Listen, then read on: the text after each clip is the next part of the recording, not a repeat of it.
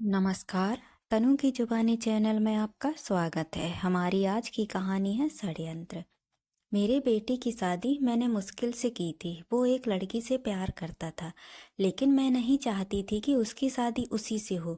मैंने उसे बहुत समझाया और उसकी शादी गांव की एक सीधी सादी लड़की से करवा दी। लड़की का नाम सुधा है। मुझे पता था कि वो लड़की मेरे बेटे और इस घर के लिए बहुत अच्छी है, इसीलिए मैंने उस लड़की की शादी मेरे बेटे से करवा दी। सुधा हमारे घर में आई। लड़की घरेली थी, बड़ों का सम्मान और घर का काम करती थी। अभी 10 ही दिन शादी को हुए थे, लेकिन मुझे लगने लगा कि मैंने अपने बेटे की शादी इस लड़की से करवाकर अच्छा किया। मेरा बेटा राजू भी खुश ही लग रहा था, लेकिन उस रात के बाद मेरी यह सोच बदल गई। एक रात करीब 2 बजे मेरे बेटे के कमरे से चीखने की आवाज़ आने लगी। यह चीखें मेरी बहू की थी। मैंने थोड़ी देर तक सुना, फिर वो चीखना बंद हो गया। राजीव के पिता को यह सब सुनाई दिया था, लेकिन फिर हमने उन्हें रात में पूछना उचित नहीं समझा, इसलिए दरवाजा नहीं खटखटाया। सुबह मेरी बेटी भी बोल रही थी कि मम्मी, रात को कौन चीख रहा था। मैंने उसकी बात काट दी, कहा कि कोई नहीं, शायद कोई बाहर से चीख रहा था। मेरी बहू का स्वभाव उस दिन से बदल गया। वो चुप थी सारा दिन। मैंने सोचा शायद पति पत्नी के बीच की कोई बात होगी, इसीलिए मैंने कुछ पूछा नहीं। अगली रात फिर 2 बजे वही हुआ। मेरे बेटे के कमरे से फिर चीखने और रोने की आवाज़ आने लगी। इस रात वो करीब आवाज़ 10 मिनट तक चली। मेरी बेटी उठ गई और उसने हमारे कमरे का दरवाज़ा बजाया। मैंने दरवाज़ा खोला, देखा तो वो बहुत डरी हुई थी। बोली, मम्मी यह क्या है? भाभी रोज़ रात को रोती और चीखती क्यों है? क्या हुआ है? कमरे के अंदर चलो, अभी दरवाज़ा खुलवाते हैं। मैं दरवाजे के पास जाने लगी तो मेरे पति ने मुझे रोक लिया। कहा कि रुको, अभी बात मत करो, कल सुबह दोनों से बात करते हैं। उस रात को मेरा सोना मुश्किल हो गया था। सुबह मेरी बहू जल्दी उठकर घर के काम में लग गई। मैं सुबह अपने बेटे के कमरे में गई, उससे पूछा क्या बात है, रात को बहू रोती क्यों है? उसका चेहरा पूरा उतरा हुआ है। बोला कुछ नहीं। उसकी बातों से और उसकी आंखों से साफ दिखाई दे रहा था कि वो कुछ छिपा रहा है। उन्होंने भी उससे पूछा, लेकिन वो कुछ नहीं बोलकर घर से बाहर चला गया। मैंने मेरी बहू से पूछा, वो कुछ काम कर रही थी। उसको देखकर ही ऐसा लग रहा था कि जैसे रात में ठीक से सोई नहीं है। आंखें साफ बता रही थी। मैंने उसे पूछा, क्या हुआ, तुम रात को रो क्यों रही थी? वो बोली, रो रही थी? कब? नहीं तो, मैं तो सो रही थी और मुझे तो कोई आवाज नहीं आई। आप क्या बात कर रही हैं? उस कमरे में ऐसा क्या हो रहा था? यह बात या तो मेरी बहू जानती थी या बेटा, लेकिन दोनों ही कुछ नहीं बता रहे थे। पर दोनों के चेहरे से साफ पता चल रहा था कि कुछ है जो ये दोनों छिपा रहे हैं, लेकिन क्या? जब जब भी रात आती मुझे नींद ही नहीं आती, क्योंकि आधी रात को फिर वही होता। बहू जोर से चीखती और रोती। मेरे मन में कई सवाल थे, क्या होता है उस रात कमरे में? फिर एक रात करीब 2 बजे मेरे घर में वो हुआ जो मैंने सोचा भी नहीं था। मेरी बहू रात को कमरे से बाहर आ गई। उसके कपड़े कहीं भी जा रहे थे। उसे कुछ होश ही नहीं था। बाल खुले थे और वो घर के चौक में आकर बैठ गई। जोर से चीखने और रोने लगी। हम सभी घरवाले बाहर आ गए। मेरा बेटा भी कमरे से डरा हुआ बाहर आया। बहू की ऐसी हालत देखकर हम सब भी डर गए थे। मैंने मेरे बेटे से पूछा कि यह क्या है? वो बोला, बस माँ, देख लो, यह रोज रात को 2 बजे ऐसे ही किया करती है।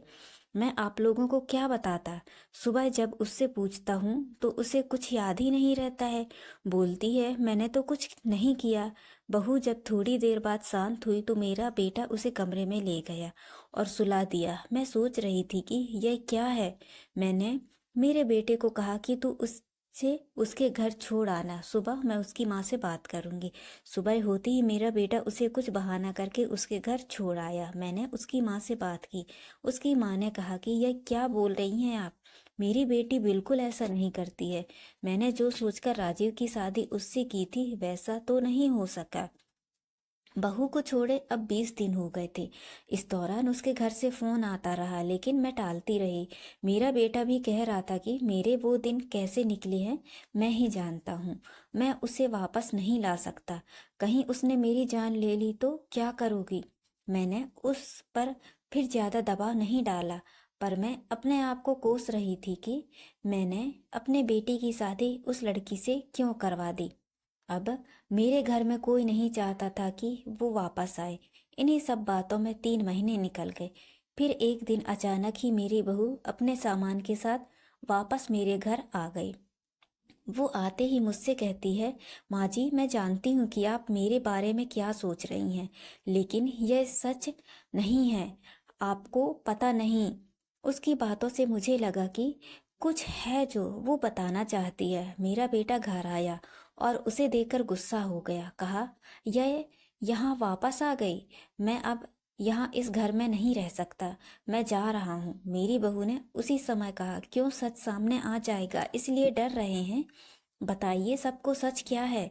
मैं उस तरह से क्यों किया करती थी? बेटा बोलो कि क्या सच है? सच यह है कि तुम पागल हो और रोज रात उस तरह से करती हो। बहू बोली कि माँ जी, आज अगर सबसे ज्यादा दुखी और परेशान है तो वो कोई और नहीं, मैं हूँ। मैंने अपने पति की बात मानी, उन पर विश्वास किया। मैंने कहा, तुम क्या कहना चाहती हो? फिर मेरी बहू ने जो बताया उसे सुनकर मेरे पैरों तले जमीन खिसक गई। वो बोली कि आपके बेटे ने मुझे पहली रात से यह नाटक करने को कहा था, लेकिन मैंने नहीं माना तो वो कहते हैं कि हम दोनों अलग बड़े शहर में जाकर रहेंगे। उनको कहा, अगर ऐसा मेरे घर वाले मुझे नहीं छोड़ेंगे, लेकिन तुम इस तरह का नाटक करोगी तो वो डर डर जाएंगे और फिर हम अलग रहेंगे। पहले मैंने बोला कि यहाँ सबके साथ अच्छा है, लेकिन फिर जब वो मुझसे बात नहीं करते थे तो मुझे उनकी बात माननी पड़ी। और फिर मैंने जब सब नाटक किया तो इन्होंने मुझे घर छोड़ दिया। मुझे आप सभी की नज़रों में पागल और ना जाने क्या साबित कर दिया। उसके बाद मेरा फ़ोन भी नहीं उठा रहे हैं। मैं उनका यहाँ मेरे घर में इंतज़ार कर रही, लेकिन वो नहीं आई। मैं समझ गई कि उन्होंने मुझे बेवकूफ़ बनाया है, मुझसे झूठ बोला है। यह मुझे अपनी ज़िंदगी से निकालना चाहते थे। मैं इस बात को समझ गई। अब मैं खुद ही इनसे दूर चली जाऊंगी, लेकिन मैं चाहती थी कि सच आप सभी के सामने आ जाए। मुझे बहू की बातों पर पूरा विश्वास हो गया था। मेरा बेटा बोला, तुम्हें इसे रखना है तो रखो। मेरी शादी तुमने उससे नहीं होने दी जिसे मैं चाहता था, और इस गांव की लड़की से करवा दी। मैं चाहता था कि यह भी यहाँ से चली जाए। तुम परेशान हो, सोचो कि हमने यह क्या किया है। अब भी मैं इसे अपनी पत्नी नहीं मानता। मैंने मेरे बेटे को कहा कि बेटा, तुझे इस घर में रहना है या नहीं, इसका फैसला तू कर ले।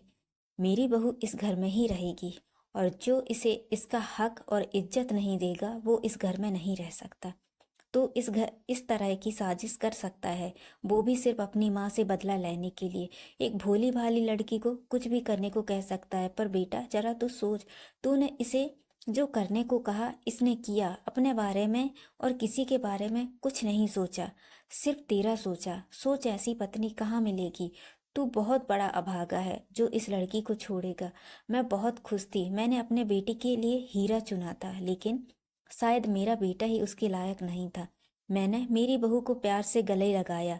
मेरा बेटा भी कहीं नहीं गया। थोड़े समय तक जरूर नाराज रहा, लेकिन मुझे पता था उस लड़की से कोई प्यार किए बिना कैसे रह सकता था। आखिर धीरे धीरे सब ठीक होने लगा। तो दोस्तों, ये कहानी आपको कैसी लगी? लाइक और कमेंट करके जरूर बताएं, और चैनल को सब्सक्राइब करना ना भूलें। तो मिलते हैं अगली कहानी में। धन्यवाद।